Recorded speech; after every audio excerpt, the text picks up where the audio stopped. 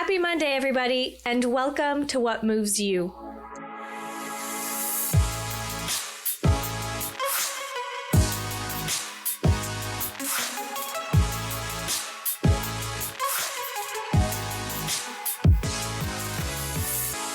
Avant de commencer, j'aimerais prendre un petit moment pour remercier le commanditaire de l'épisode d'aujourd'hui, Chalet Village, qui nous a permis d'enregistrer dans leur magnifique chalet.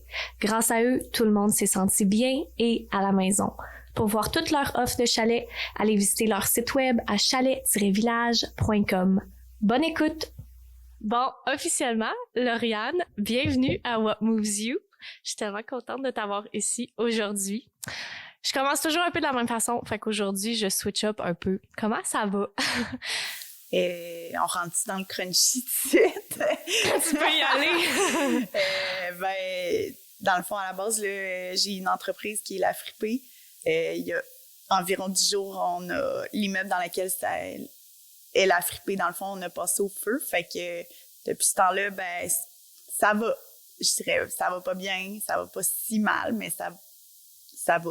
OK. Fait que pour ceux, là, je voulais commencer par ça pour mettre les gens un peu pour mettre les gens un peu en contexte de, là, quand ça va sortir, ça va être déjà fait, mais pour mettre en contexte de qu'est-ce que tu vis en ce moment, puis qu'est-ce qui se passe. Fait que, peux-tu décrire sans tout embarquer dans l'histoire, qu'est-ce qui s'est passé? Là, après ça, c'est quoi qu'il y a à gérer, finalement, là, pour ceux qui... Dans le fond, La Fripée, pour ceux qui connaissent pas, c'est une friperie sélectionnée, fait que c'est des vêtements qui sont à l'état neuf, là, qui sont selon un style particulier. Le 29 octobre, dans le fond, l'immeuble à côté de notre immeuble est passé au feu, puis ça s'est propagé au 3e étage de notre immeuble. Fait que ça a eu des conséquences là, à cause de l'eau qui a été jetée pour éteindre le feu. Là, ça a eu des conséquences au 2e puis au rez-de-chaussée, soit à la boutique. Fait que je vous dirais qu'en ce moment, là, c'est la gestion des assurances. Je suis vraiment bien accompagnée, par exemple, mais c'est ça, c'est juste des processus qui sont longs. Puis, tu viens de passer comme les premiers jours, t'es comme c'est arrivé un mercredi, puis du mercredi au, mettons, samedi, j'étais comme sur l'adrénaline. Je recevais vraiment beaucoup d'amour de comme la communauté. J'ai vraiment senti un gros soutien de toute la gang qui sont à Sainte-Anne. Puis, fait que ça te fait un peu comme vivre sur cette vibe-là, puis on dirait que tu vois pas ce qui est arrivé, on dirait que tu minimises un peu ce qui est arrivé, puis à un moment donné, tu descends un peu de ton high, là, puis là, ça redescend, puis là, c'est comme super difficile moi, je dirais que c'est principalement mon moral, là, qui est genre, j'ai comme le goût de rien faire, mais c'est poche, là. Puis ça faisait combien de mois qu'officiellement La Fripée était ouverte? 6 mois. 6 mois. Fait que, tu sais, je me suis jamais vraiment lancée en petite entreprise, mais j'en doute pas le travail qu'il y a derrière ça. Puis après 6 mois, de voir un peu peut-être à recommencer. Ouais, c'est ça. Ça faisait 1 an et demi que je travaillais sur le projet, même 2 ans. Puis, tu sais, ça a pris des mois monter un inventaire pour combler la boutique. Ça, les gens s'en rendent pas vraiment compte, mais il y a des vêtements qui étaient dans la boutique que j'avais évalués chez moi dans le temps. Mm-hmm. Fait que ça a pris des mois monter cet inventaire-là, puis là, c'est comme ça, on repartait à zéro, là. Ouais. Puis là, je voulais mettre les gens en contexte, mais pour virer un peu dans le positif, parce que La Fripée va vivre, on va continuer. Pour toi, là, tu parles que ça fait quasiment 2 ans que tu travailles là-dessus. Comment ce processus-là a commencé pour toi? As-tu toujours voulu partir une friperie? Peux-tu nous parler un peu du cheminement que tu as fait pour te rendre à La Fripée que les gens connaissent aujourd'hui? Dans le fond, La Fripée est vraiment sortie un peu de nulle part, là. C'est pas un projet, mettons, contrairement à des amis que je sais qui ont chéri ce projet-là pendant super longtemps. Moi, dans le fond, un été, j'ai commencé à m'intéresser aux petites boutiques locales puis aux friperies. Puis une question de circonstance qui est arrivée, j'ai perdu mon emploi comme conseillère d'orientation, le faible pourcentage que j'avais au Collège des Hauts-Sommets. Puis j'avais déjà... là, est-ce que vous voulez l'histoire réelle? Ben oui, on veut toujours l'histoire réelle. Je vais rentrer dans les détails, là, dans le fond. C'était la fripée, l'idée de départ est née d'un high. Okay. j'étais malade, puis j'étais sur une période très, très high. Puis une soirée, j'ai juste eu l'idée, puis je me suis mis à écrire là-dessus pendant une semaine. Puis tout sortir mes idées dans un calepin que j'ai toujours d'ailleurs. Wow. Puis finalement, tout le monde qui me connaît puis qui était autour de moi disait ah, ça va durer 1 mois puis elle va passer à autre chose, t'sais. Puis finalement, regarde, on est 2 ans plus tard puis ce projet-là, il a pris vie. Fait que il est né d'un rêve, mais après ça, j'ai fait des démarches avec Développement Côte-de-Beaupré. On est allé chercher du financement avec Emploi Québec. J'ai eu la mesure STA qu'on appelle le travailleur, subvention travailleur autonome. Fait que j'ai été payée pendant 3 mois avec l'accompagnement là, de Microcrédit Charlevoix pour monter mon plan d'affaires, puis après ça, faire des prévisionnels en vue de le présenter à un comité pour avoir un autre 6 mois supplémentaires de financement pour la mise sur pied de l'entreprise que j'ai eu. Fait que la première année, quasiment 1 an, j'ai été payée pour comme monter l'entreprise. Là. Après ça, je voulais, tu sais, mon but à la base, c'était de partir une boutique avec pignon sur rue, mais il fallait quand même que je tente un peu le terrain, voir est-ce qu'il y a un intérêt, est-ce que ça va être viable. Fait que je me suis mis en mode pop-up. Les premiers qui m'ont reçu, c'est le Café Apollo. Dans le fond, j'ai débarqué là avec mes racks, puis c'était une soirée 5 à 7, les gens pouvaient acheter du linge, puis ça a été vraiment un succès. Fait que là, j'ai commencé à faire ça un peu partout sur la côte, mais aussi à Québec, faire des marchés. Puis j'étais allée aussi à Baie-Saint-Paul. Puis c'était toujours vraiment une réussite. Puis je dirais... En tout cas, je me rappelle pas exactement, là, mais fin du printemps, début de l'été 2022, on a acheté la bâtisse à Sainte-Anne. Moi, ma mère et mon frère, mais c'est ma mère qui est majoritairement propriétaire de la bâtisse. Puis on a rénové. Le avant-après est assez impressionnant. Ouais. Fait que c'est sûr que, tu sais, fait que là, c'est ça, on a rénové, puis finalement, j'ai décidé d'installer la boutique au rez-de-chaussée. C'était un peu le plan, tu sais, qu'on a acheté l'immeuble. Mon frère est ingénieur, fait que lui avait comme tout le côté construction, plan, tout ça, il faisait triper. Ma mère, elle voulait nous créer aussi une entreprise familiale. Puis moi, je pouvais installer la fripée au rez-de-chaussée.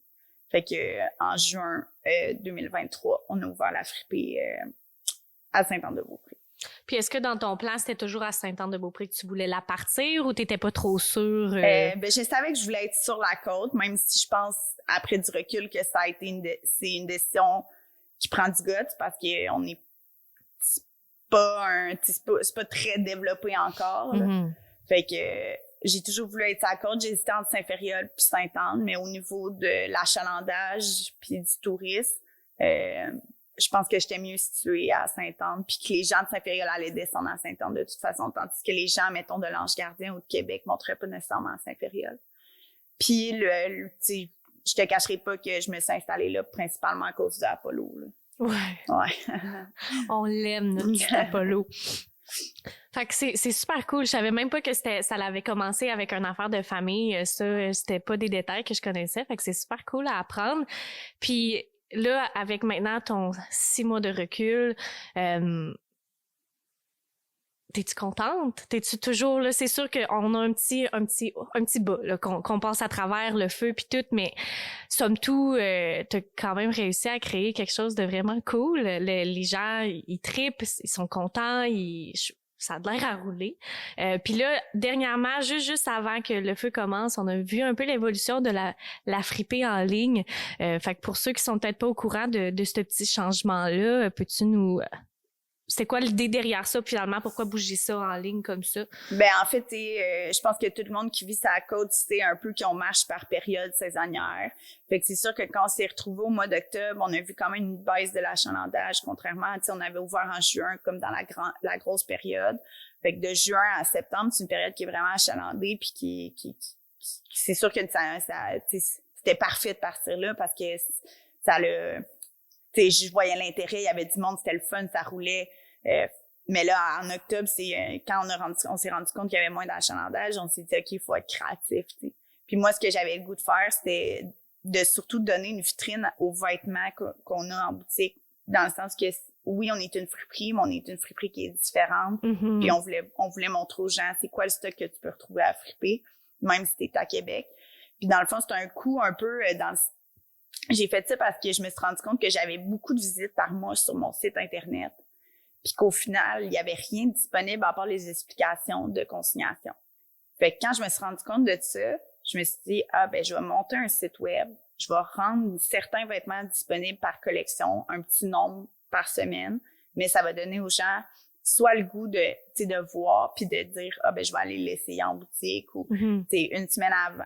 C'est sûr, ça n'a pas duré longtemps, là, mais une semaine avant, on avait créé un code promo, fait que tu pouvais le réserver puis venir l'essayer en boutique.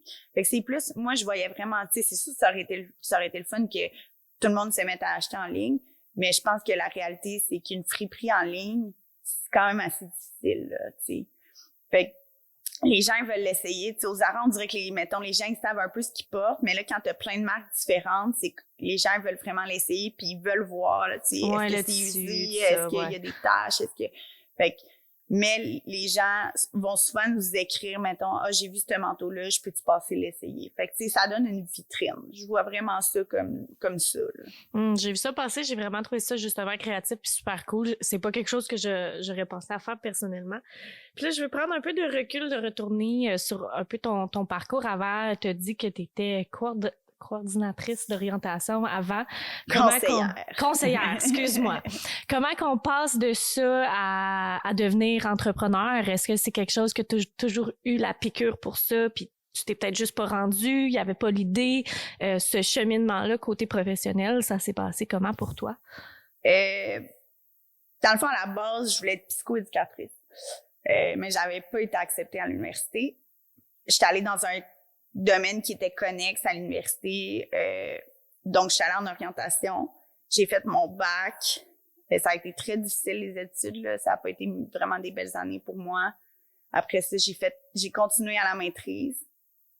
Mais c'est quand je me suis retrouvée sur le marché du travail que c'est devenu un problème.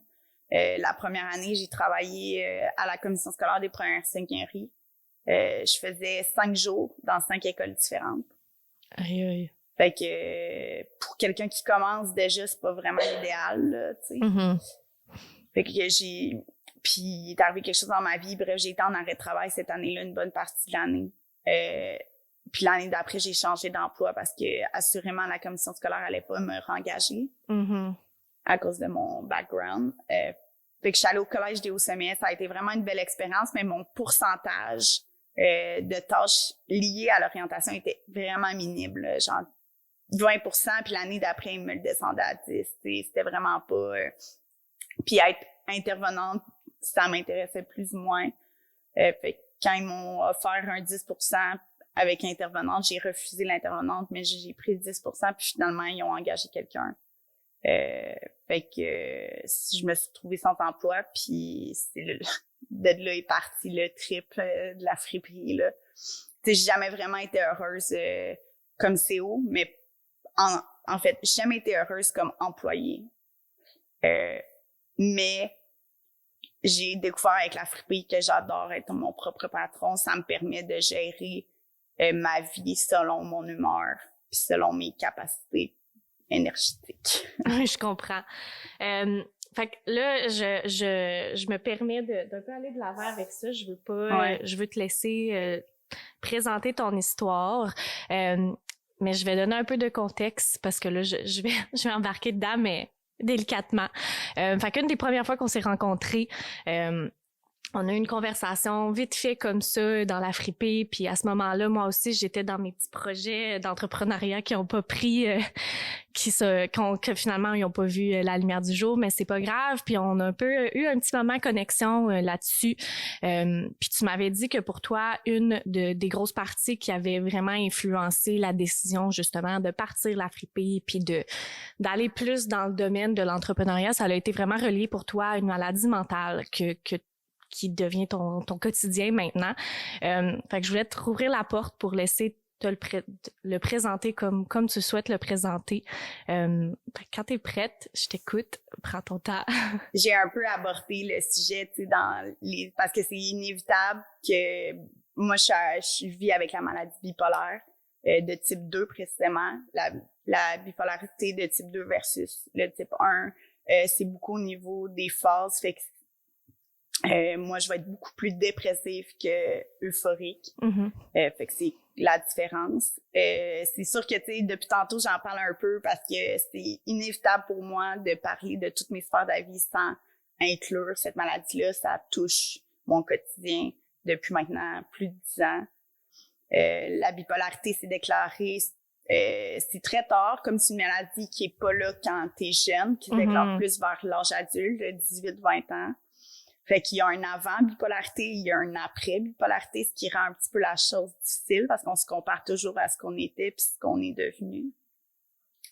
Mais la bipolarité, c'est ça. Moi, dans le fond, j'ai fait elle s'est déclarée parce que j'ai fait un trouble d'adaptation dans ma transition secondaire collégiale. Fait que quand j'étais arrivée au cégep, j'étais comme dans un nouvel environnement. J'avais un peu perdu mes repères. J'avais pas beaucoup d'amis qui étaient au même cégep que moi. Fait que ça a été vraiment l'événement déclencheur qui a fait que j'ai eu ma première phase dépressive. Okay. À l'époque, c'était pas, tu sais, je veux dire, moi, ma famille, on parlait pas nécessairement de ça. Tu sais, j'étais jeune, tu sais, j'avais 18 ans, je voulais être comme toutes les autres. Fait que ça a été super long avant que, ça a pris comme 1 an avant que on soit aidé par des professionnels. OK. Ouais.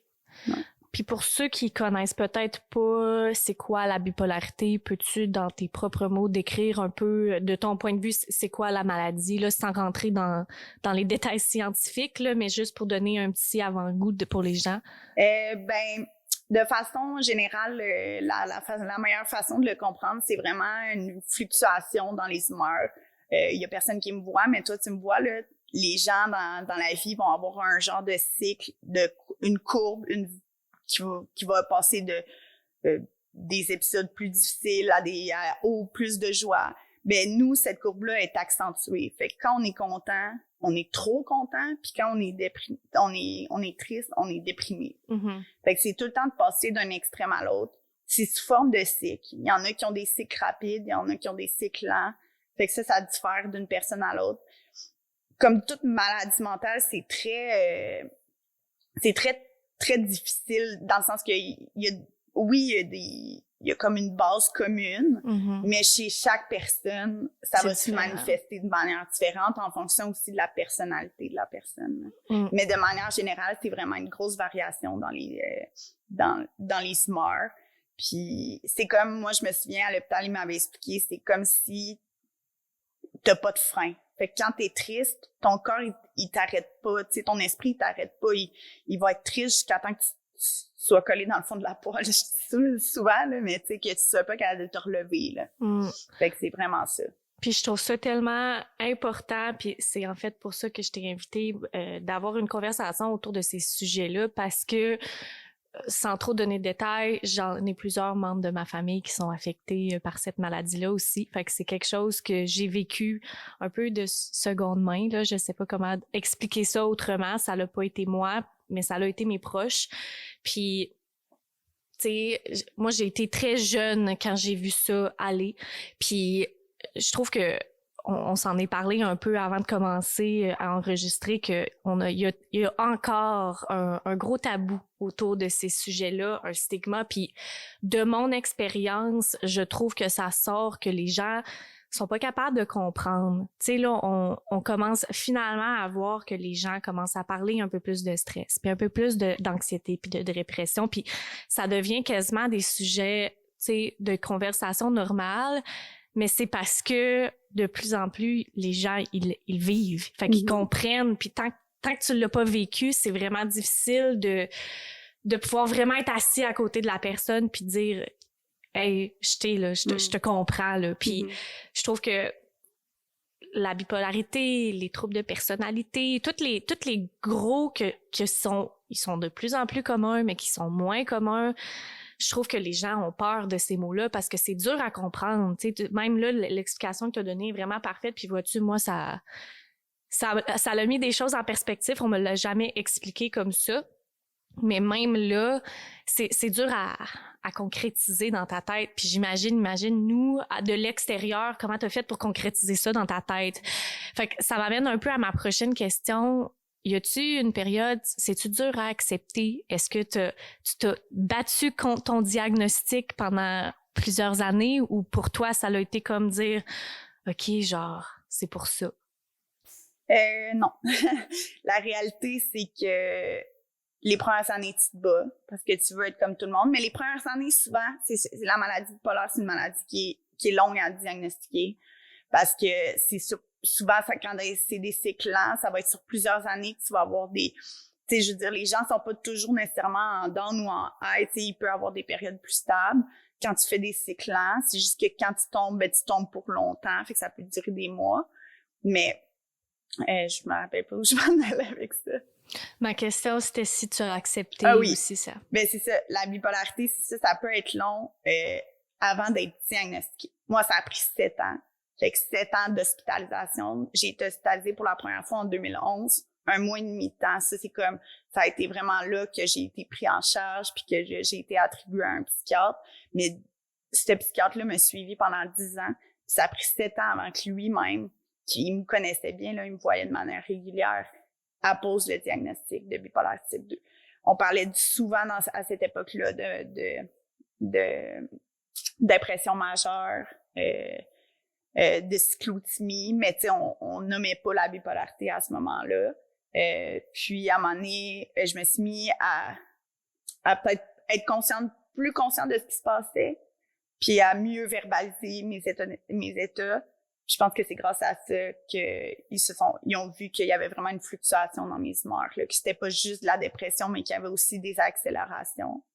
Fait que, tu sais, 7 ans où on sait pas c'est quoi, fait que c'est difficile à accepter. Tu sais, la dépression. Moi, je dis à mes parents, c'est ça la vie d'adulte. Je suis juste pas faite pour la vie d'adulte. Puis, tu sais, on parlait de compréhension, là.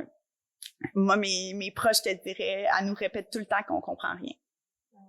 Parce que c'est vrai, t'as raison, là, les gens peuvent pas comprendre, n'élevez pas, parce que même moi, ça revient un peu à l'acceptation. Même moi, je le comprends pas tout le temps. Des fois, là, tu sais, comme là, c'est le meilleur exemple, j'ai rien changé dans mes habitudes, rien changé dans ma médication.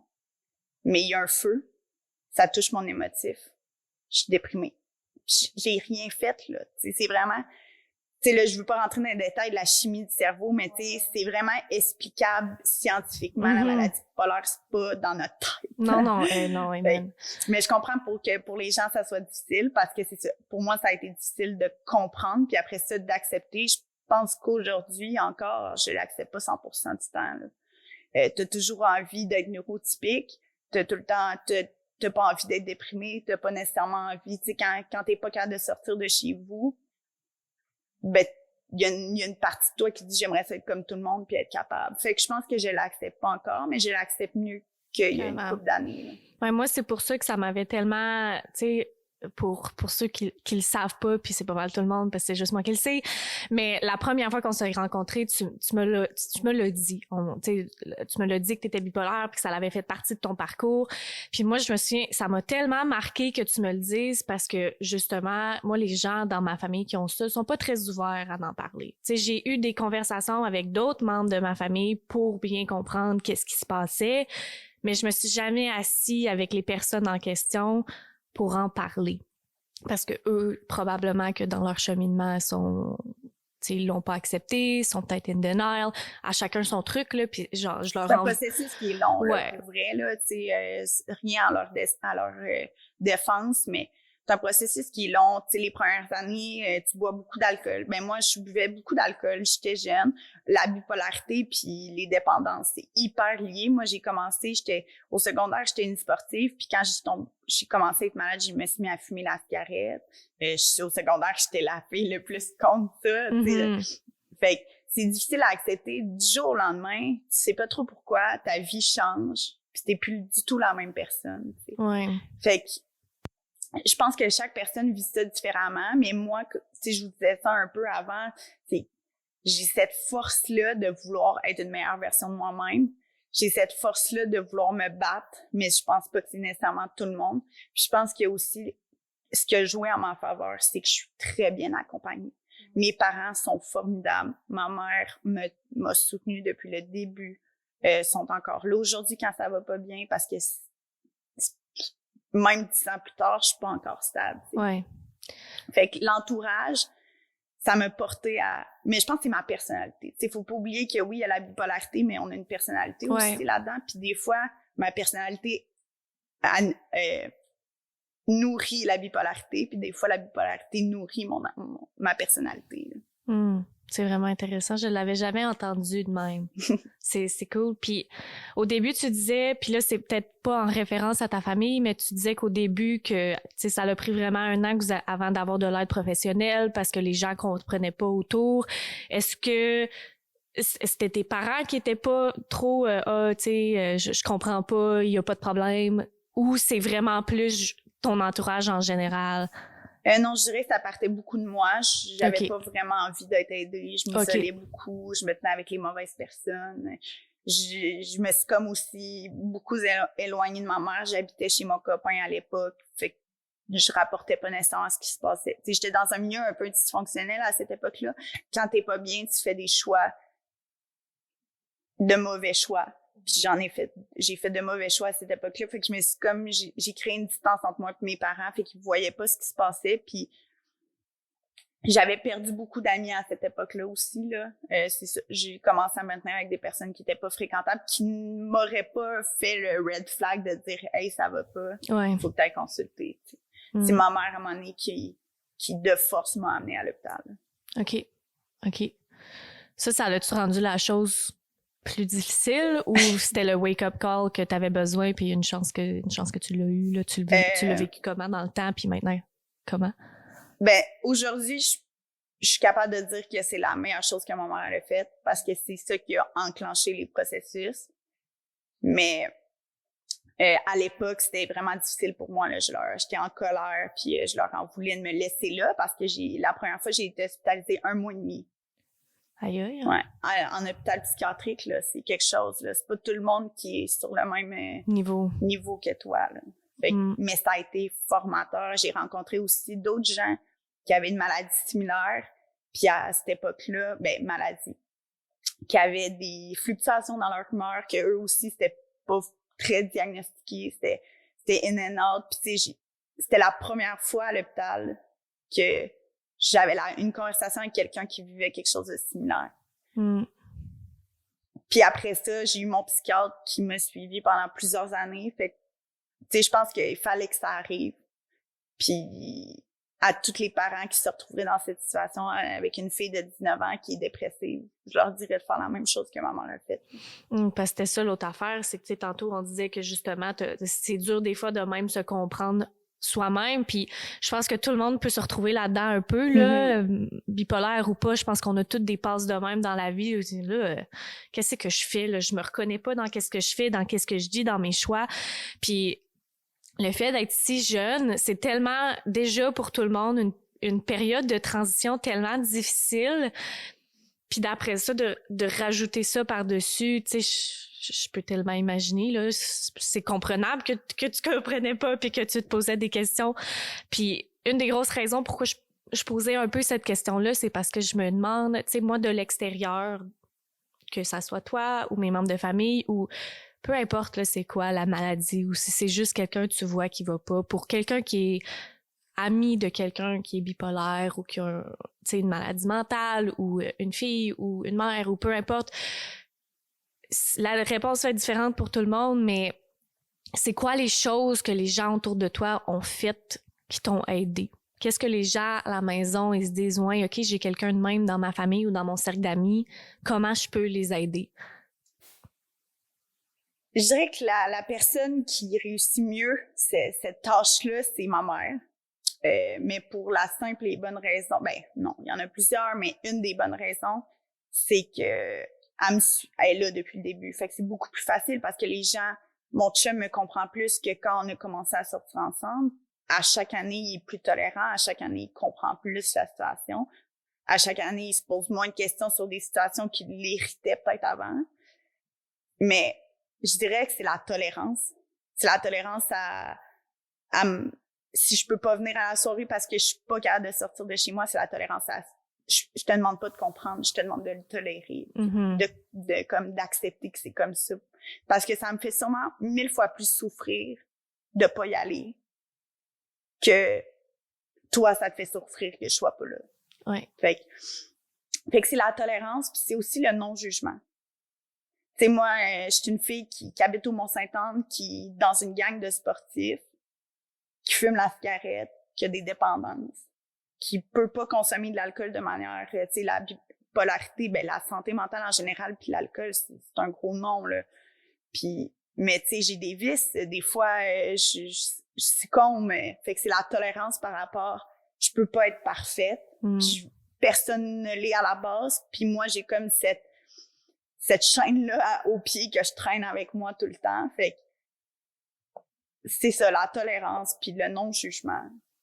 Ah, absolument, puis t'as entièrement raison, puis justement, les personnes dans ma famille qui sont affectées par cette maladie-là, ils sont alcooliques aussi, qu'ils le disent ou qu'ils le disent pas, c'est ça. Puis mais les dépendances, la comorbidité, là, c'est comme le lien entre, mettons, une maladie versus une autre, là. Quand moi, j'ai lu, là, il y a 3 ans, là, je me suis mis à lire des livres là, sur la bipolarité, des livres scientifiques pour comprendre quels médicaments pourraient m'aider, parce que je vous en parlerai après, mais toute la médication, c'est un point vraiment important aussi. Ouais. Là. Puis, les dépendances, l'alcoolisme, moi, j'ai pas de problème d'alcoolisme. Je dois juste surveiller ma consommation, mais des fois, ça me tente de partir sa brosse, mais t'as pas le droit. Tu peux pas. Puis, mais ça m'arrive de vouloir. Puis c'est des fois, les gens autour de moi, ils comprennent pas parce qu'ils sont comme, pourquoi tu bois? Tu sais que c'est pas bon pour toi. Puis moi, je suis comme, il y a une partie de moi qui est comme un peu dark, je sais pas comment l'expliquer, qui est comme un peu tout le temps dans le vice, puis je me bats beaucoup, là. Tu sais, j'ai comme, c'est vraiment la bipolarité, c'est comme deux personnes qui, c'est deux facettes de toi, là. Puis exact. C'est la meilleure. Diable, là. Pour vrai, c'est la meilleure exemple. Il va y avoir quelqu'un qui va me... Ben, il y a pas personne qui me parle, là, mais il va y avoir quelqu'un, tu sais, dans ma tête, on va me dire « Ah, fume, ça va te faire du bien, fais ci, fais ça. » Puis l'autre va dire « Hein, non, t'en as pas besoin, pourquoi tu ferais pas ça à la place? » Mais je vais toujours écouter, de moins en moins, mais tout le temps écouter la petite partie qui est comme un diable. Puis, fait que c'est ça. Puis tu trouves-tu pour toi que d'avoir vraiment... Parce que... ça va un peu comme counterintuitive à ce que je pensais, dans le sens que d'avoir dans ma tête, pour quelqu'un qui a plus de difficultés à gérer ces fluctuations-là, d'être dans un milieu que c'est de la routine, puis que c'est stable, puis tu sais exactement à quoi t'attendre à tous les jours. Pour moi, dans ma tête, ça serait ça qui serait mieux accordé avec te causer moins de fluctuations puis moins de frustration envers ça. Mais là, finalement, t'as choisi un métier qui fait pas ça pantoute, là. C'est pas la routine, puis c'est pas predictable, puis comment tu jumelles, whatever. Comment tu amènes les deux ensemble? Et c'est une bonne question, mais depuis que j'ai parti la fripée, je vais vraiment mieux. OK. J'avais pas beaucoup d'estime de moi, mais à travers les années, ça a comme un peu... au secondaire, j'étais une fille super confiante, super grosse estime d'elle. Puis après ça, avec la bipolarité, puis les années difficiles, ça s'est complètement effrité. Puis la fripée, c'était comme une première réussite depuis 10 ans. C'était comme la première fois depuis une couple d'années, que je faisais quelque chose que j'avais l'impression que c'était bon, là. J'ai fait quelque chose de nice, là, tu sais. Fait que ça m'a full porté. Puis, je pense que c'est ma personnalité. Tu sais, mon père est entrepreneur. Tu sais, là, ma mère, elle vient de gérer un projet avec un immeuble. Je pense que mon frère, il est un peu de même aussi. Tu sais, je pense que ça fait un peu partie de moi. Puis, oui, c'est un peu fou, puis ça m'aide pas nécessairement tout le temps parce que, tu sais, c'est sûr qu'il y a des fluctuations. La première année d'une entreprise, c'est quand même assez intense. C'est rough, là. Fait que, oui. Puis il faut vraiment que je fasse attention. Fait que là, c'est de choisir d'avoir une routine stable dans ta vie privée. Personnelle, ouais. Puis cette routine-là, je suis toujours curieuse de savoir les routines puis les habitudes. T'as-tu froid? Non, j'ai chaud. T'as chaud? Je suis stressée. Mais quand je parle de ça va bien. Ouais, donc OK. C'est normal, ça, je voulais juste être sûre. Non, je suis prête. Fait que ta routine, moi, j'aime ça savoir, c'est quoi ta routine? Qu'est-ce que tu fais pour toi dans ta petite vie quotidienne pour... Je te dirais là que je savais qu'on en allait venir à ça, puis c'était un peu la partie qui m'inquiétait parce que je dis souvent que je suis un peu dysfonctionnelle ma façon de vivre ma vie. Parce que, dans le fond, on a toute notre idée de qu'est-ce qui est fonctionnel et ce qui l'est pas. Fait que c'est par rapport à ce que moi, je pense, là, et non à ce que devrait être la société. Mais c'est ça, j'ai perdu comme toute ma vingtaine à être malade. Quand les gens se développaient, voyageaient, apprenaient à se connaître. Moi, j'ai continué à faire après ça ce que j'aimais avant d'être bipolaire. Puis là, je vais mieux depuis 1 an ou 2. C'est mieux, c'est relatif, là, mais ça va mieux. Oui, j'ai plus de meilleurs moments. Puis là, j'ai plus envie de trouver qu'est-ce que j'aime vraiment. Fait qu'en ce moment, là, j'ai pas vraiment de routine à part prendre mon café le matin. Je travaille extrêmement beaucoup. C'est comme, j'aime tellement ça parce que c'est là que je réussis, que j'ai tout le temps le goût de mettre de l'énergie là-dedans, ce qui est malsain. Mais en même temps, j'ai réalisé comme dernièrement que la seule chose que je suis certaine d'aimer comme activité, c'est le ski. Mais sinon, je suis, mettons, chez nous, là, je suis toute seule. À part du ménage, là, je sais pas quoi faire.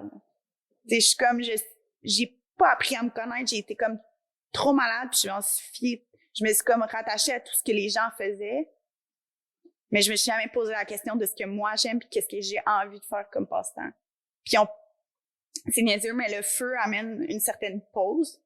Dans le sens que oui, on travaille avec les assurances, mais il y a une partie qui est gérée par l'expérience sinistre. C'est que ça m'amène à me dire, OK, qu'est-ce que j'ai envie de faire, moi, de mon temps, là? Qu'est-ce que j'ai envie de mettre dans mon quotidien?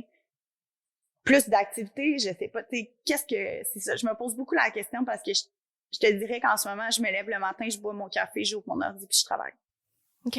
Ben, écoute, c'est no shame, hein, puis je pense que... A little bit shame. Mais non, parce que, écoute, je crois tellement qu'on a des saisons de vie, puis je trouve ça drôle qu'on a ce bout-là de la conversation parce que je m'attendais pas à l'avoir, mais je pense pas que t'es toute seule à te sentir de même, malade ou pas. Je pense qu'on se retrouve toutes un moment donné en se disant, bon, ben, crime, est-ce que j'aime qu'est-ce que je fais?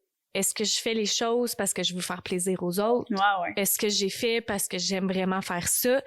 Puis ça me parle parce que je suis là. Je suis avec toi là, dans le bateau. Puis âge à part, puis la vie arrive dans l'ordre que c'est supposé arriver. Puis, tu sais, il y a des affaires que moi, dans mes réflexions, je suis en train de découvrir à propos de moi-même que genre, il y a 2 ans, je l'aurais pas su, là. Puis pour quelqu'un, tu sais, qui écoute, puis je suis sûre que ils vont se trouver dans qu'est-ce que tu as dit. Puis pour quelqu'un qui cherche puis qui le sait pas, genre, t'es pas tout seul, là. Puis je pense qu'on est toutes là. Moi, le problème que je trouve de la société, c'est que justement, tu sais, là, on est assis ensemble, on parle des vraies choses, mais c'est pas vrai que je pourrais avoir cette conversation-là avec n'importe qui. Puis c'est pas vrai que ça serait pris, que mon histoire serait prise de la même manière de tout le monde. Fait que tu restes un peu dans ta réserve. Puis même si c'est pas la bipolarité, même si c'est pas la maladie, moi, je fais de l'anxiété. Ouais. C'est comorbidité, c'est lié à la maladie, mais à la base, je suis une personne anxieuse, ça fait partie de ma personnalité. Même ça, j'ai l'impression que c'est tabou. Même ça, j'ai l'impression qu'on peut pas parler du fait que, genre, je me questionne sur ce que je veux, que, tu sais, je veux dire, on dit vite dans la société crise de la trentaine, mais c'est quoi ça, là? Tu sais, c'est quoi les réflexions qu'il y a derrière ça? J'ai l'impression qu'il y a pas grand monde dans la vie avec qui on peut avoir ces conversations-là qui sont profondes puis qui te font avancer parce que tu me dises que tu te sens comme ça, ben moi, je me sens moins seule, toi aussi. Ça fait en sorte que c'est réconfortant pour nous deux, tu sais. Puis c'est pour ça qu'on est là. Hein. Ouais. C'est ça qu'on essaye de créer. Puis ça, prends-le with a grain of salt, comme on dit, mais dans mon entourage, j'ai toujours été très selective de les gens à qui je donne mon énergie. Puis ça, c'est quelque chose que je suis pas très vieille, mais je l'apprends là. Mm-hmm. C'est où que je donne mon temps, c'est où que je donne mon énergie, à qui je le donne, en faisant quoi. Puis pour moi, ça a été une des affaires que, somme toute, je m'entoure de personnes à qui je peux avoir ces conversations-là. Ouais. Mon chum, on doit parler de des affaires de même, là, tout le temps.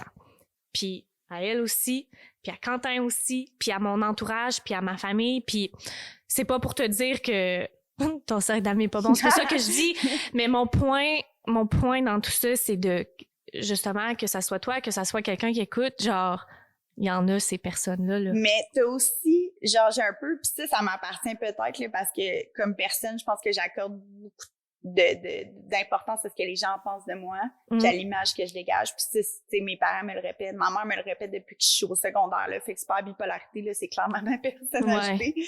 Mais ça fait que l'anxiété puis la bipolarité est comme accentuée par ça. Fait qu'on dirait que même moi, ça m'appartient vraiment, là, tu sais, je dis pas ça pour dire que les autres sont pas corrects, ça m'appartient. Mais moi, des fois, j'ai l'impression d'être tannante. Comme si je parlais tout le temps de ça. Puis genre, je veux pas en parler, fait que finalement, je finis par jamais en parler puis à rester tout seul là-dedans. Puis des fois, j'ai l'impression que si j'en parle, il y a un peu de jugement dans le regard des autres, mais tu sais, ça m'appartient, là. Il y a personne qui me dit qu'il me jugeait, mais tu sais. Ouais. Il y a moi qui se garde, puis il y a aussi l'aspect que moi, j'accepte pas la situation à 100%, que j'aimerais mieux être différente. Fait qu'est-ce que j'ai... Tu sais, comme aujourd'hui, c'est un gros move, là, tu sais. Ah oui. Là, je dis publiquement que je vis avec la maladie bipolaire. Après ça, les gens font ce qu'ils veulent avec ça, mais ça va peut-être pas me plaire, tu sais.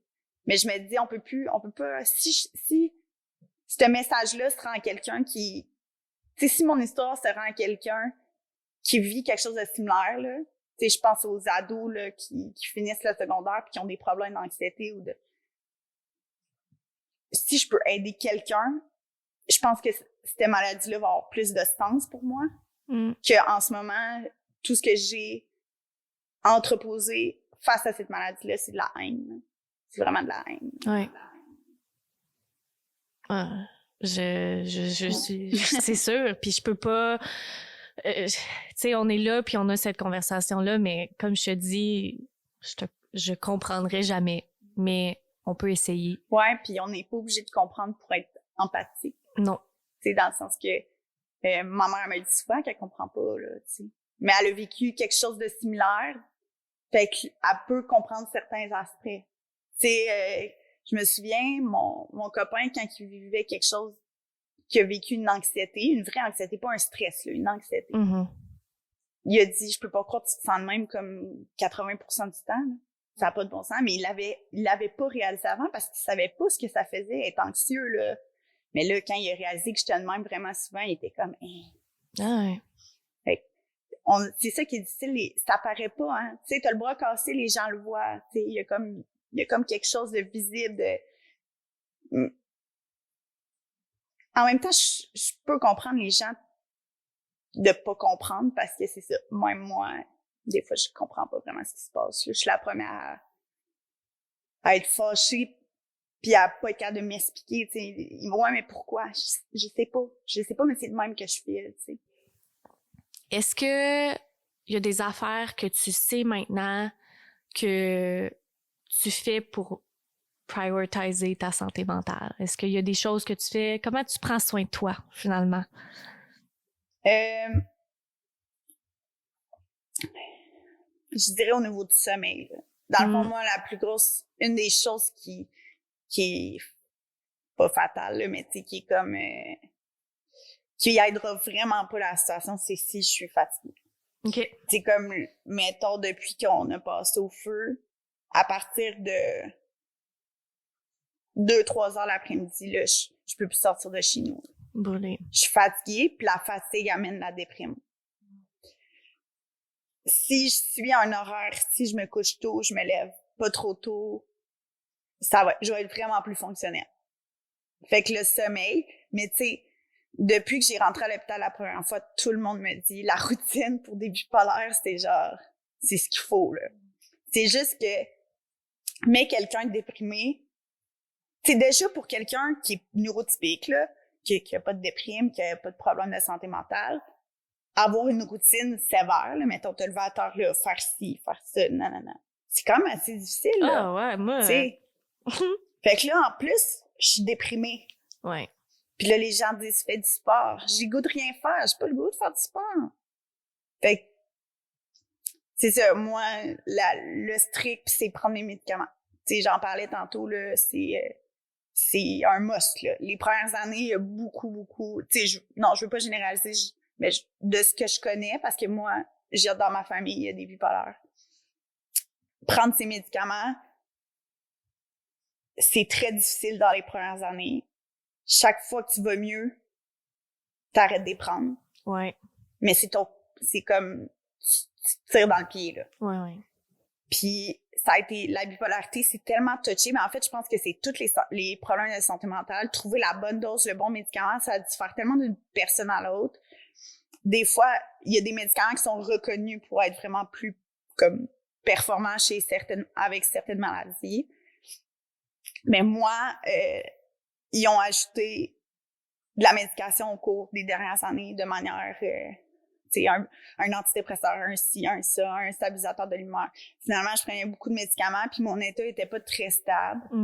Puis, il y a 3 mois, j'ai rencontré une nouvelle psychiatre parce que j'avais perdu mon psychiatre depuis 4 ans. Il était parti à la retraite, puis j'avais tombé dans un trou de système. Ça, c'est une autre réalité, là.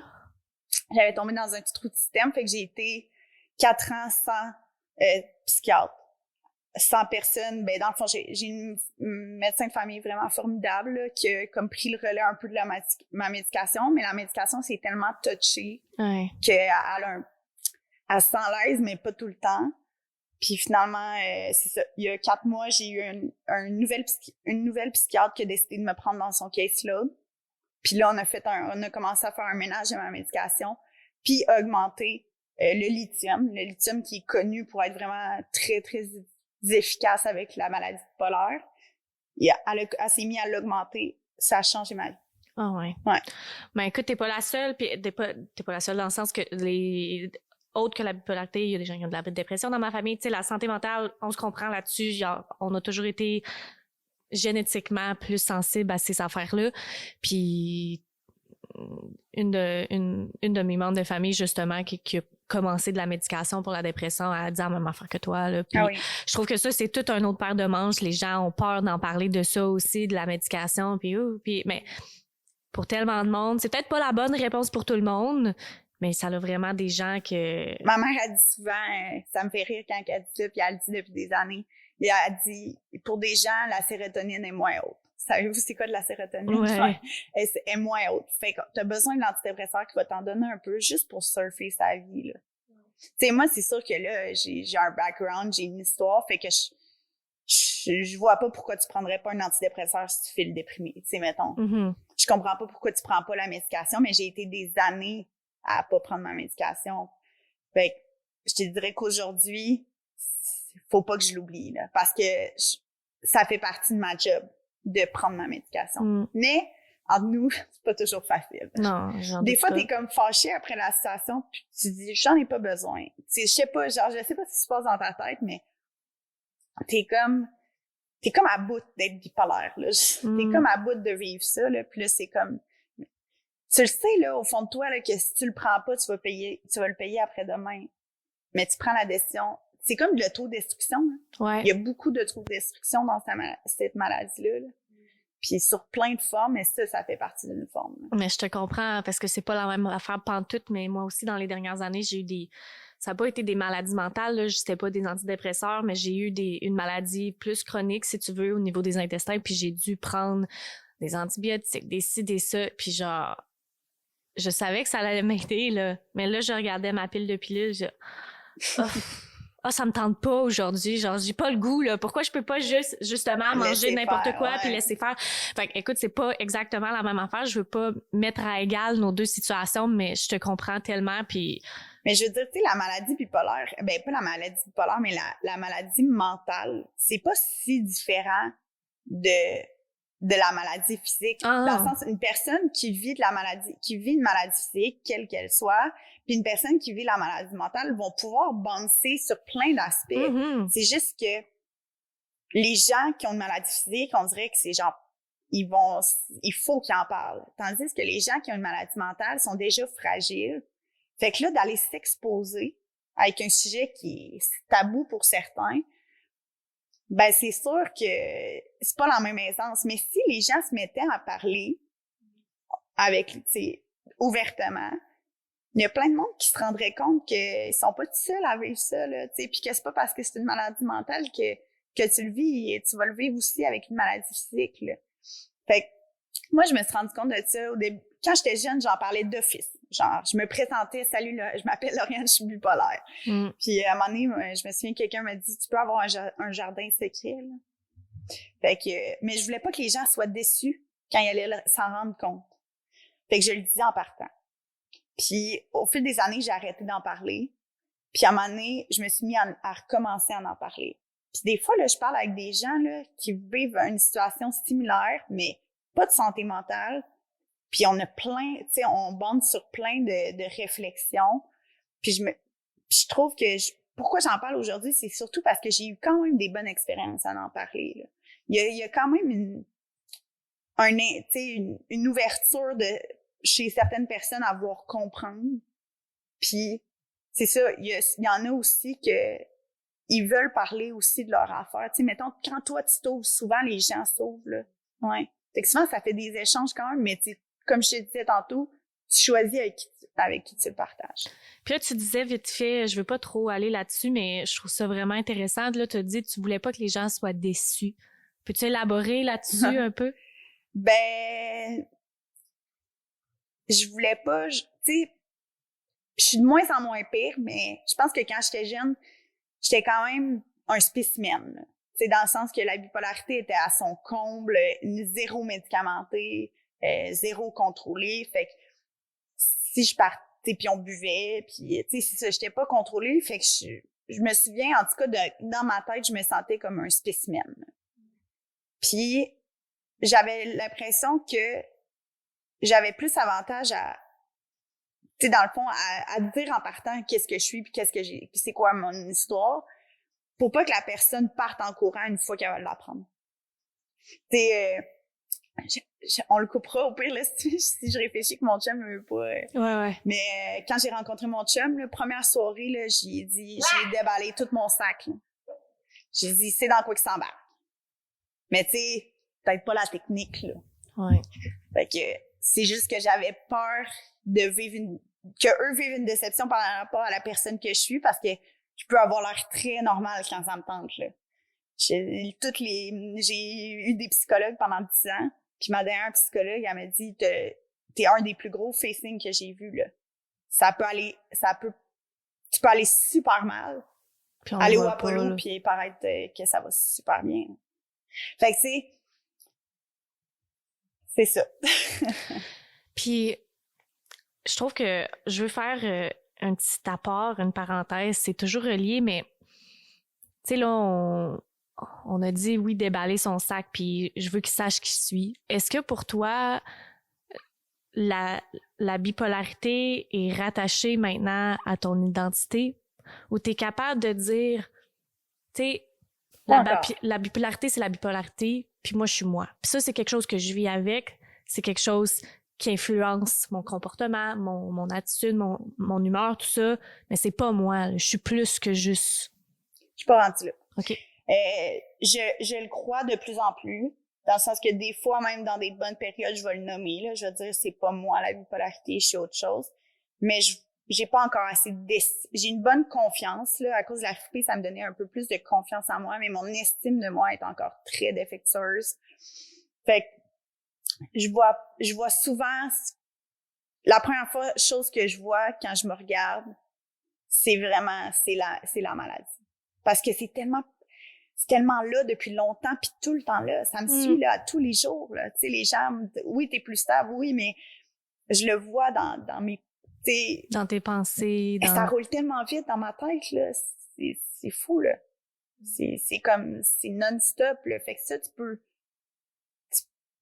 Puis si j'ai une bonne journée au travail, puis j'ai eu des rencontres stimulantes toute la journée, ben je vais arriver chez nous, puis je vais être high, là. Tu sais, fait que tu peux pas l'oublier. Tu peux juste pas l'oublier. Fait que je suis pas rendue assez forte pour dire que c'est à part, puis que ça... Oui, je sais qu'il y a ma personnalité, je sais qu'il y a la bipolarité, Mais on dirait que pour moi, en ce moment, c'est encore un tout, là. C'est comme je disais tantôt, je me connais pas encore beaucoup. Je suis comme dans le processus de réapprendre à me connaître parce que je vais mieux à cause de la médication. Fait que là, j'ai plus le goût de comme me trouver des activités. Ce que j'avais pas avant. Avant, t'es déprimé, là, t'as le goût de rien faire, là, tu t'assis, moi. What's Move You, là? J'écoute Downton Abbey sur Netflix. C'est bon, ça. On va faire ça pour notre capsule vidéo.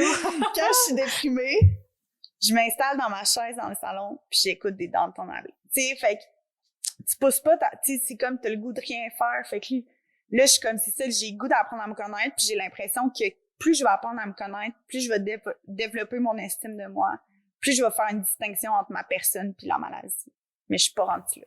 Puis je trouve que par expérience, c'est pas longue mon expérience, mais et là quand même, le plus que tu vas être capable de mettre ton doigt sur OK, genre ça je le fais pour moi, ça je le fais pour moi, ça je le fais pour moi, ou j'aime vraiment ça faire ça. Puis le plus que tu vas aller en mettre de ces choses-là dans ta vie, le plus que la confiance va venir. Ah oui, puis que tu vas te sentir OK, genre j'ai l'impression, je vais te le dire en anglais parce que je sais pas comment le dire en français là, mais vraiment avoir l'impression de stepper into myself là. Wow, genre je savais même pas que j'étais capable de faire ça. Tu sais, on blague souvent là, mais d'être en train de faire qu'est-ce qu'on est en train de faire là devant un micro, la caméra, tout le kit, là 2 ans, je serais dit t'es malade là, je ferais pas ça. Moi tout, il y a tout ça, je serais dit t'es malade. C'est ça. Fait que tu sais, je trouve que puis là je le dis mais pas juste pour le dire là. Je trouve que t'as de quoi être fière, puis ça prend des guts d'être là, puis de me parler, puis c'est pas n'importe qui aurait voulu faire la même affaire, puis je suis certaine à 100% que tu m'as touchée, on a touché Maë, les gens vont se trouver dans qu'est-ce que tu dis là, puis j'espère que pour les gens qui écoutent à la maison que ça va te donner le goût d'être un petit peu plus empathetic, puis ouvert, puis si c'est toi qui te sens comme ça, aie pas peur d'en parler, va chercher de l'aide. Puis tu peux nous écrire. On va je sais pas comment on va faire, mais on va créer une petite communauté pour que les gens continuent à en parler. Puis ça m'amène un peu à ma dernière question reliée à ça. Après ça, je vais un peu nous ramener vers des sujets un peu moins lourds, même si je suis tellement contente de la conversation d'aujourd'hui. C'est ton histoire qu'on a partagée. Je veux te laisser le dernier mot. Est-ce qu'il y a des choses que j'ai pas dit, que j'ai pas posées, des choses que tu veux livrer, que ça soit juste pour le micro ou pour les gens qui écoutent, des misconceptions, des affaires que tu veux que les gens sachent? Final words, finalement. Je pense que je finirais avec un message général.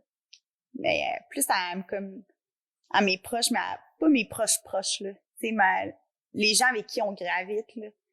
C'est que même quand je suis pas là, j'avais le goût d'être là.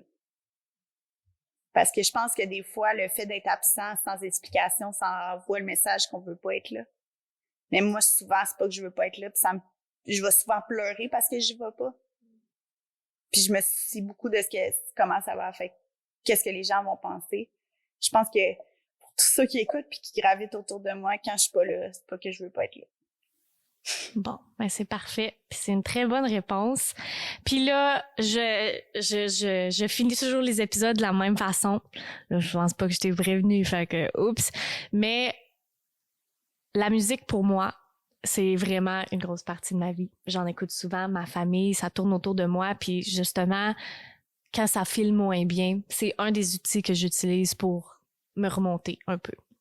Puis à travers les années, j'ai développé un peu un jeu. Ça s'appelle les chansons de vie. Les chansons qui t'ont marqué, qui ont une histoire rattachée avec.